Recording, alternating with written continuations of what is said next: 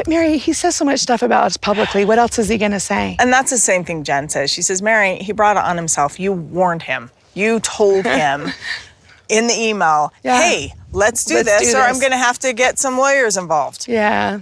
And he's ignored you this whole time. Yeah. He hasn't even had the decency to have a conversation. Where the family's not going to live here. I'm positive that Janelle's not going to move out here. I finally told Robyn that I really can't stand the idea of living here, at least at this point. Robyn, I think, was the last to give up on the dream.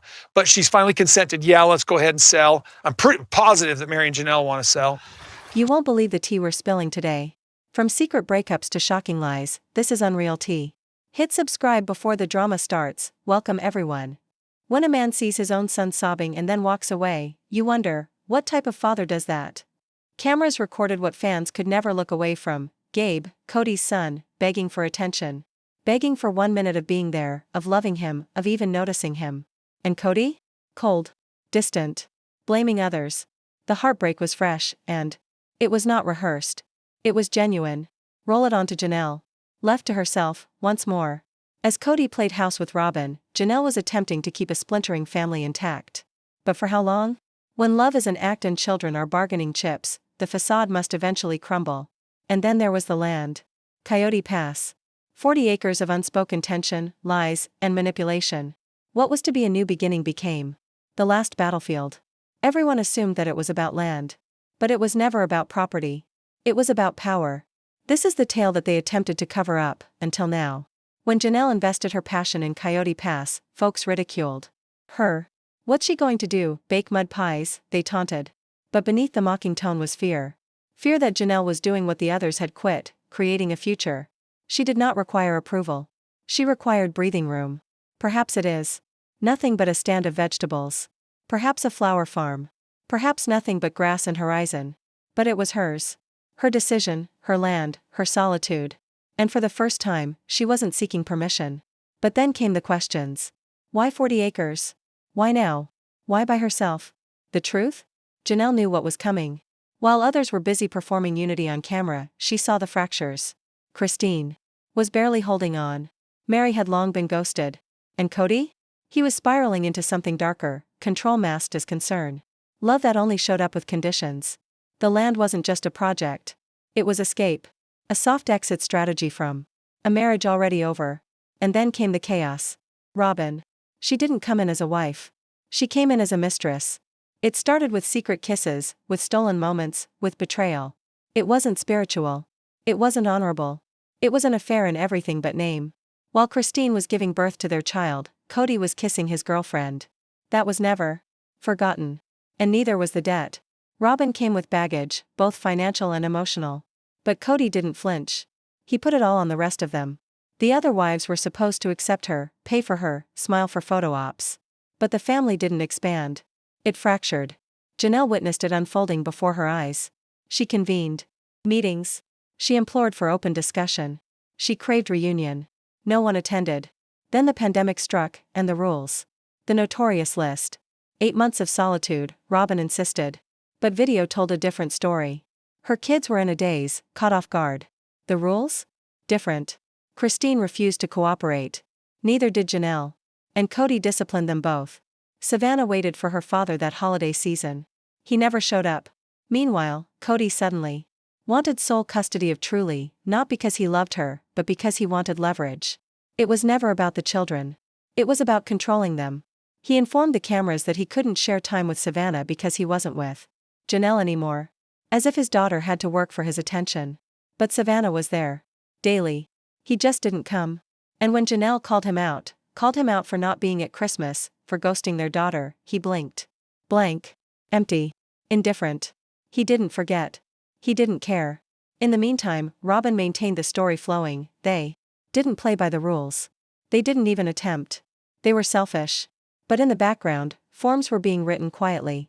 Coyote Pass, at last named appropriately in September 2024. But no signatures until March 2025. Why? Because tension dies with resolution. And this family, this show, required tension. They stretched it out for the camera. For the illusion. For the control. Even Meri's divorce was co-opted. Janelle warned them, if Robyn was on top, things would be different. They paid no attention. She was correct. And what about Gabe? He asked, face shaking, voice breaking. Why won't my dad see me? And Kody's response? Ask your mother. The act was over. Kody was the victim. Robyn was the saint. And the rest? Dismissed, rewritten, substituted. This wasn't a breakdown. This was a meltdown. A slow-burning implosion years in the making. And Janelle? She knew it all coming. She tried to stop it. She fought to repair it. But ultimately, she was left standing. Still standing.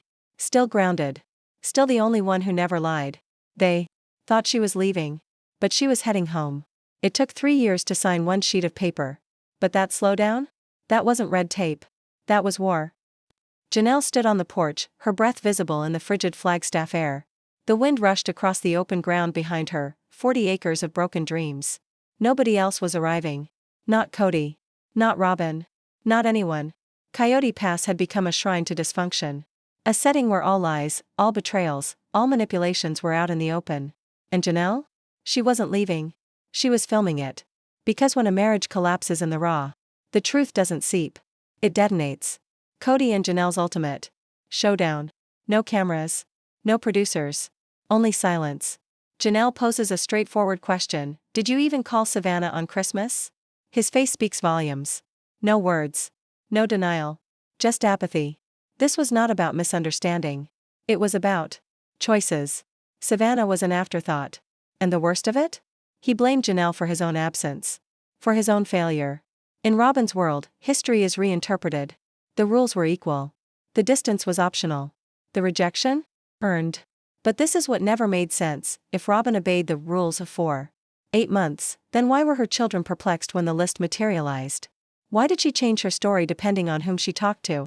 Why did the rules only become stringent during holidays? Because the list wasn't for safety. It was for exclusion. It was a wall, masquerading as caution. And Kody was happy to enforce it, provided it kept Christine and Janelle out. Signed, but not processed. For months of silence.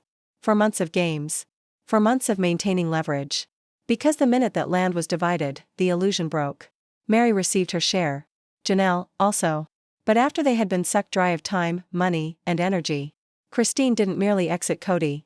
She got away from him. Her move was shocking. Not that she left, but that she didn't seek permission. She took truly. She relocated to Utah. And she smiled the whole time. Kody did not appreciate that. Now, he wanted custody. Not for the child. For control.